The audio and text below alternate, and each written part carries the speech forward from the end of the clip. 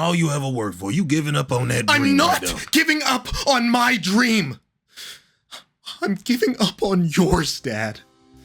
Terry, it was always yours. No, it's about time I paved my own path, Terry, without you. Terry! Hopeful song at the end of a film. We don't listen to the words, we just read the text at the bottom. Read the text at the bottom. And the conscious rebel comes in.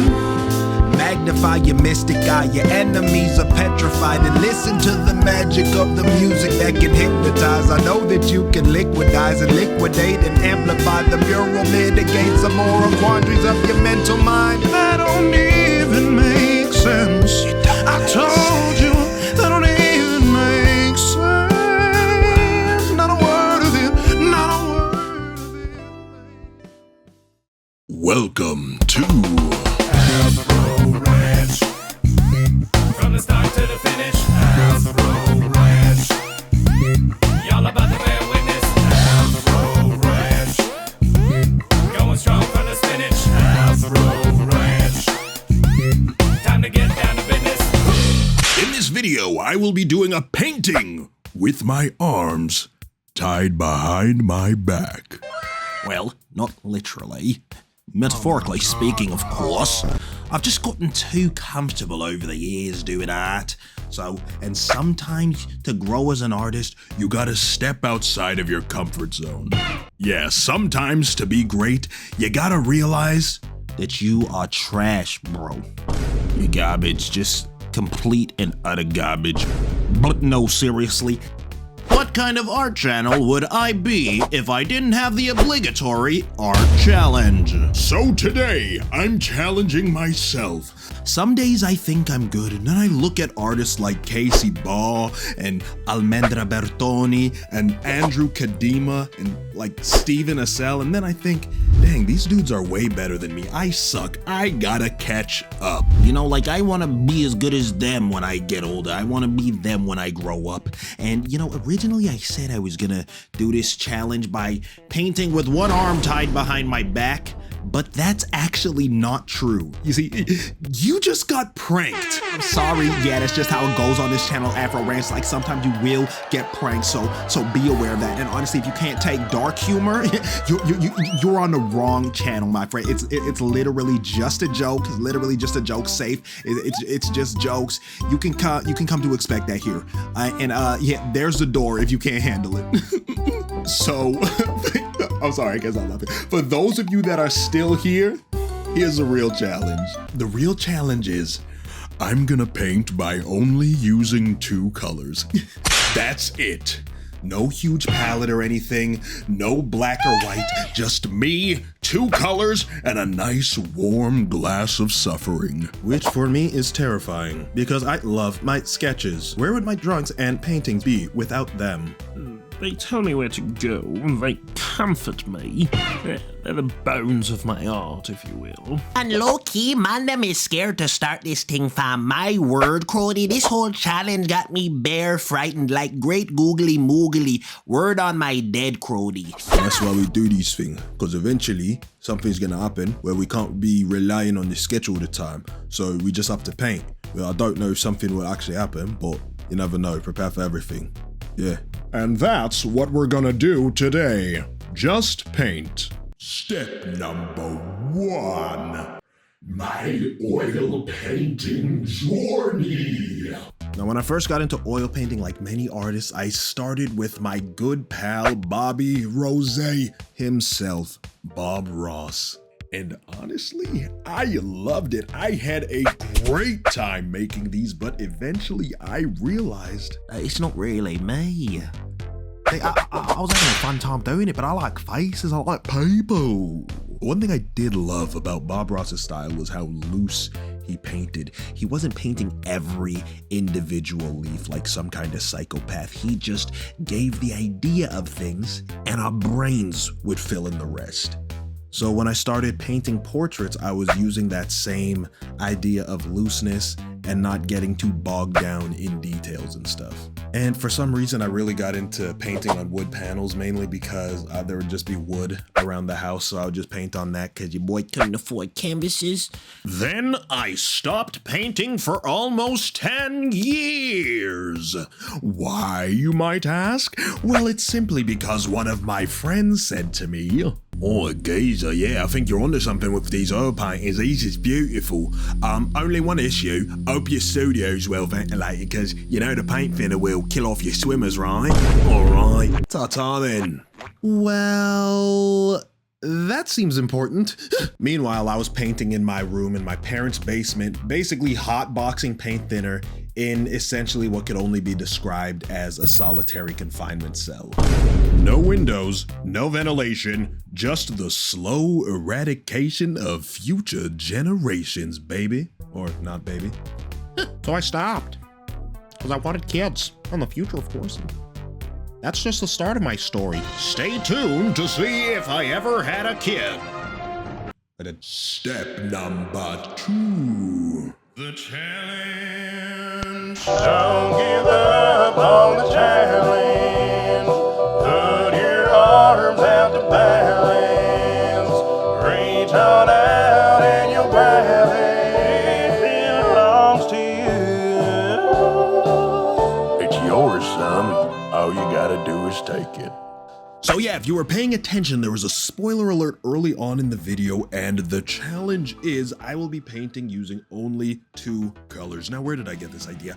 I got the idea from Andrew Cadima, amazing artist. For those of you that don't know, he's one of those artists that are so good that it legitimately makes me angry. It right pisses me off. No, he's honestly just so good. He makes these amazing portraits and paintings, or sketch, just goes right in, and sometimes he does it only using 2 colors, or 1 color, or none colors, or just painting with light, or painting with water. Like, dude's an absolute crackhead when it comes to painting. So now here's the hard part. I gotta figure out which colors to use. If only there was an easier way to choose these 2 colors. Wait, there is an easier way. Oh, Andrew, how do I choose my 2 colors? You could do some complex color theory.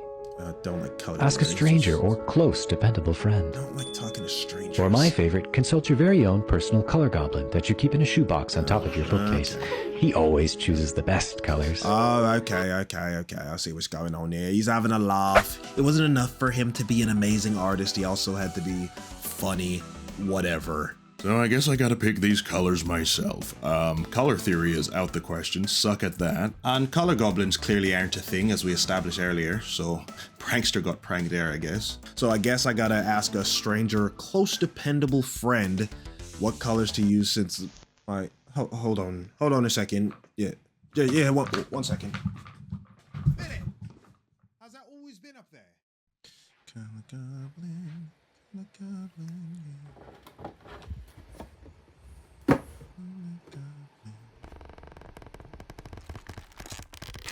What is it you require? Just two colors, please. It always seems to be 2 colors.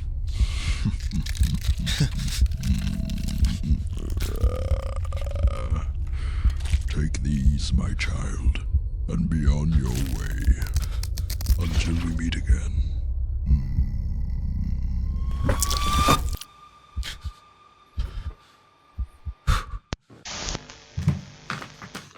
Okay, so, yeah, well, we got our colors. So our colors are hot pink and phthalo blue. Let's do this. And again, no sketch. We finna raw dog this painting, bruh. Everything is coming straight off the top of the dome. My expectations are low with this one. I'm not expecting this to be amazing. Do not expect your mind to be blown. I am a mere mortal and a fallible man. This is purely about growth and seeing if I can adhere to the challenge. Hooray! Step number 3. That'll be the painting. All right. Here I go, getting started. This is definitely a strange one for me. Just going in, making the eyes first. It definitely felt weird. I felt out of my comfort zone. I wanted to draw the entire face first, but of course, We know the rules, we know that's not what we're supposed to do here. So I went ahead and started with the darkest areas first, because with the darkest areas, you're able to start seeing where stuff fit in a little bit better.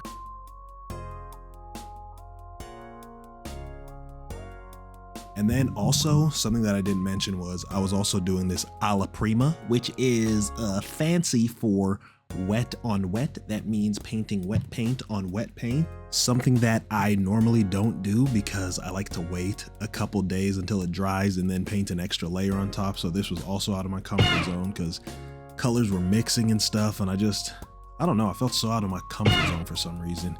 Well, the reason is your value range was limited. Look, when you turn these colors into black and white, you can clearly see this is the darkest it can be and this is the lightest, and everything you mix is in between, and mixing is hard. And that was the Afro Ranch tip of the day. Tip of the hat to you, and you're welcome for the tip. Moving on. Ooh, look at this thing starting to look like a face. My battery kit keeps dying throughout this, so be prepared for time jumps. And as you can see next to a mouth, I put some paint there by accident, but oil paint is just so forgiving, so I was able to always go in and make changes that I needed to make. And yeah, I was just getting really happy. And as you can see, so I had a reference, but this challenge was not about copying the reference entirely. It was more about getting down the features and everything so it looks like a face. And I think I did that. It doesn't look exactly like her. And yeah, I noticed that I definitely wasn't utilizing the space the best way I could. So I was just like, you know what? Whatever, I'm about to just turn this into a big old doodle and start drawing faces and whatnot everywhere and crazy backgrounds just to take up that space.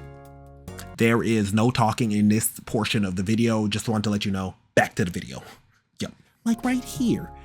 I painted a little face of me, and it's weird, like as I was doing it I was getting better. So like the first one was practice, this one is second practice, and I'm just like, I'm starting to do this faster. I'm starting to figure out the values a bit more because I feel like, I don't know, I was kind of sucking at values, if you know what I mean. Another quick break in the video, back to you. By the way, how do you guys feel about narrations in Speedpaint? Sometimes I feel like, I don't know, like, do people even watch this part?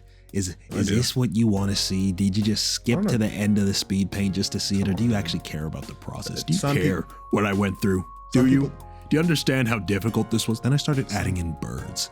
I didn't know what I was doing, and I added in trees because Bob Ross, and just started adding faces, eyes, and such.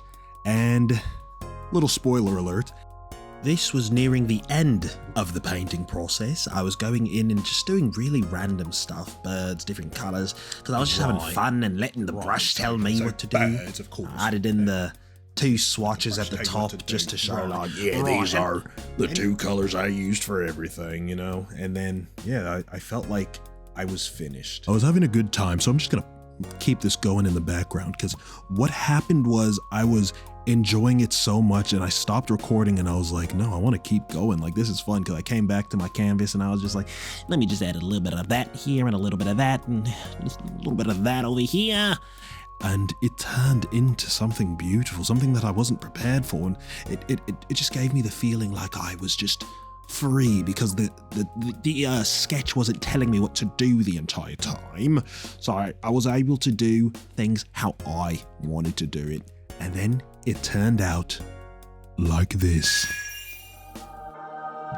Wow. And to me, honestly, I'm proud of it, because it's just, I did what I set out to do. It's not the most perfect painting in the world. Like, I've done better paintings than this, but I'm happy with it because it's something so out of my comfort zone, and I was able to do it. I was able to finish it, and I had fun doing it. And I feel like that's a good thing if you can have fun working on something.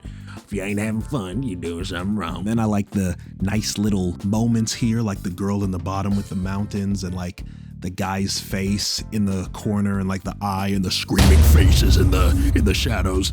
I was just, I don't know, I was just having too much fun doing this one.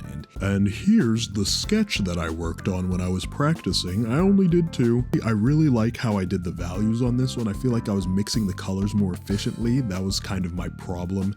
on the larger piece, but yeah, I still had a ton of fun and I feel like I learned a lot. On to the next part. Step 4, final thoughts. Well, here's what I can say. I did it. I actually like how it came out as well. It's like an advanced version of my high school desk. You know how it was just doodles? Because I started off, I had like an idea of what I wanted. I wanted it to just be a portrait. Things started going south because I couldn't do things the way I wanted it to, but I didn't give up because the thing about me is I always give up, and this time I didn't do it. So I went into it and I just wanted to have fun, and I went in and I had fun. If you guys haven't done this challenge, definitely do it. Shout out to Andrew Cadima. He's amazing, funny, super talented, and I want to be like him when I grow up. And I'm definitely thinking about doing more of these, even when it comes to digital art. So things like no erase challenge, no transform tool challenge, no liquefy tool, maybe even no undo challenge, or All of them combined into one mega challenge, because challenges like this force your brain to work differently. And as you guys know, I do have a background in neuroscience, so naturally my cerebral cortex and hypothalamus were firing on all syllables during this whole painting. You can clearly see the neural pathways activating through the brush strokes, and this painting is basically science. It is. And feel free to tell me the meaning of this painting in the comments below. And yeah, that's the video. That's it. Thanks for watching. Bye. Joker 2 sucks. Bye. Please don't forget to like and subscribe and hit that little bell icon on your way out. This is Afro Ranch telling you to always keep it cool and stay funky.